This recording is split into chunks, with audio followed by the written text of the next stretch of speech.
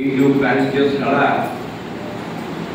अवसर में उपस्थित अतिथिवृंद एवं गुरुजी गुरुमा जो मैंने कि एक 3 दिन धरी बहु कष्ट सही ये कार्यशाला निजे निजर साधना को जारी रखिछंती किभली भाव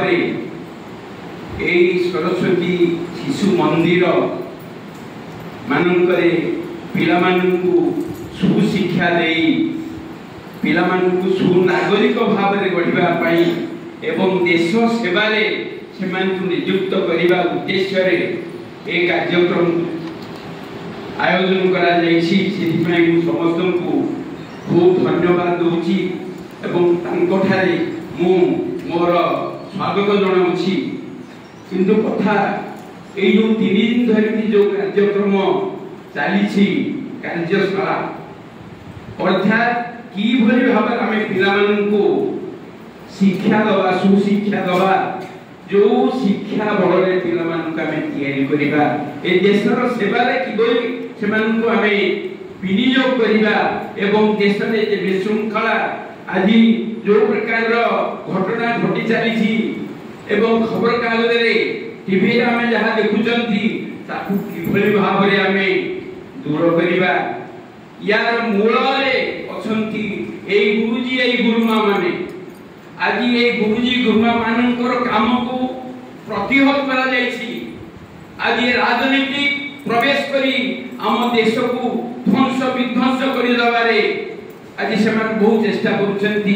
किंतु एथि मु कहबी जे गुरुजी गुरुमा माने जो कार्यक्रम को हाथ को नहीं जो कार्यशाला नियोजित कर मोर 2 पद कहबी जे कोनसी जो नारी समाज भितर आम कोनसी कार्य को निजे हाथ को नौछंती ए कार्य को किभली सफल करिबा एवं शीर्ष स्थान रे पहुंचीबा सेति पई गोटे प्रकार योजना आम तैयारी करूछंती।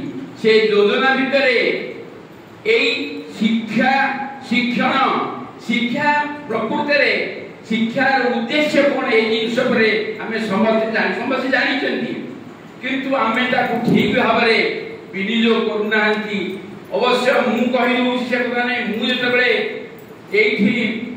बीएन हाई स्कूल ब्रजबंधु एवं ये Jhadeswar high school Kushaleswar high school मु शिक्षकता करिछि केते कष्ट केवल अनुभवित को जानिबो आपण मानकर जो दक्षिणा पाउती से केते कम सेटा ही समय जानिबे। तेनु प्रकृति देखिया गले एठी साधना दरकार जोटा कि जदि आमे साधना न करिबा ए साधना रो मापकाठिया तत्परता जदि आम भीतर से तत्परता रहिछि साधना रे सफलता अर्जन करिबा साधना रे ज्ञान लाभ होबे।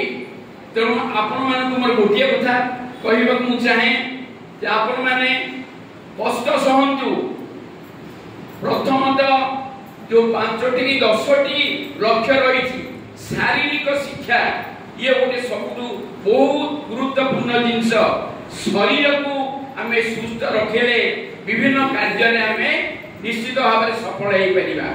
द्वितीय कथा ज्ञानार्जन ज्ञान को आम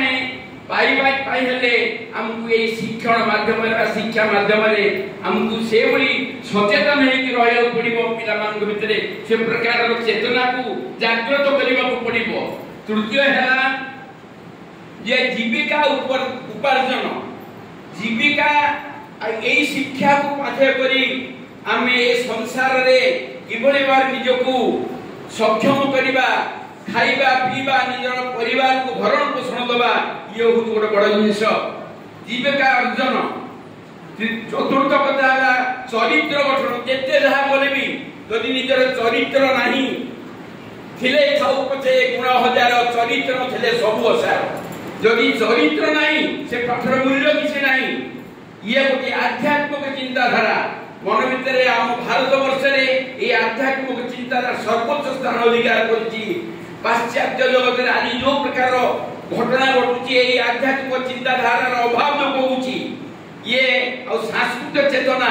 सांस्कृतिक चेतना रहा दरकार नागरिकत्व रहा ଯଦି ଆମେ ଠିକ ନାଗରିକ ତିଆରି କରି ପାରି ନାହାନ୍ତି ଆମ ଦେଶ କେବେ ହେଲେ ଶୀର୍ଷ ସ୍ଥାନରେ ପହଞ୍ଚି ପାରିବ ନାହିଁ। ତେଣୁ ଇଏ ଏବଂ ଏ ସବୁକୁ ନେଇକରି ସର୍ବାଙ୍ଗୀନ ଉନ୍ନତି ହେବା ଦରକାର। ଗୋଟିଏ କଥା ମୁଁ କହିବି, ଶିଳ୍ପୀ ଯେତେବେଳେ ଗୋଟେ ମୂର୍ତ୍ତି ତିଆରି କରୁଛି ତାର ପ୍ରତ୍ୟେକ ଅଙ୍ଗ ଉପରେ ତାର ଧ୍ୟାନ ରହିଛି। কিপরি নাকটা রহিব, কিপরি পাটিটা রহিব, কিপরি দান্ত রহিব, কিপরি কান রহিব, কিপরি মস্তক রহিব, কিপরি গোড় রহিব।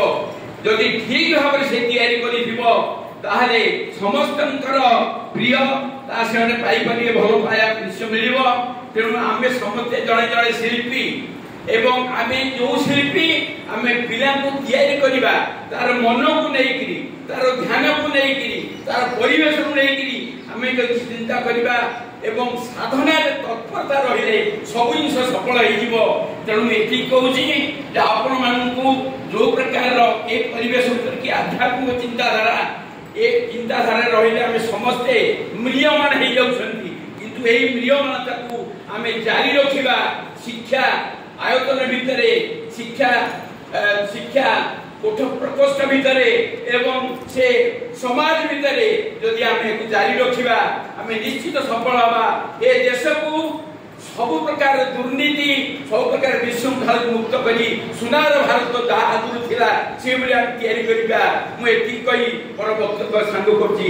ଜୟ ହିନ୍ଦ।